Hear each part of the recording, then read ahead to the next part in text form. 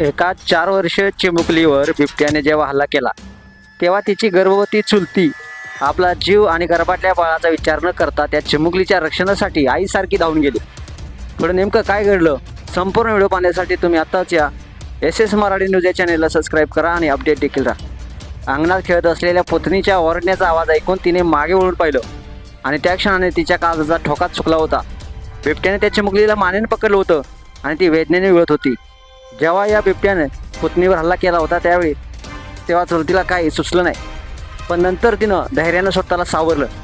साधारण माणूस अशा प्रसंगी स्वतःचा जीव वाचवण्यासाठी घराच्या आत पळाला असता, पण ही धाडशी चुलती आपल्या पत्नीसाठी आई बनून धावली. ती त्या बिबट्याच्या दिशेने धावली, जोरजोरात ओरडली आणि ज्या धाडसाने तिने बिबट्याचा प्रतिकार केला त्याने बिबट्याला देखील धडकी भरली.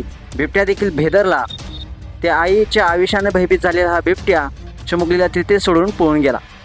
या गर्भवती महिलेच्या पराक्रमामुळेच एका निष्पाप जीवाचा जीव वाचलेला आहे, ज्यामध्ये ही चुलती आपल्या पत्नीसाठी आई बनून धावून आले. त्यामुळेच तिचा जीव वाचल्याचं डॉक्टर अमोल अन्नदाते यांनी पोस्ट केलेल्या व्हिडिओमध्ये कॅप्शन लिहिलेलं आहे. तिच्या या चुलतीच्या धाडसाचं कौतुक केलं जात आहे.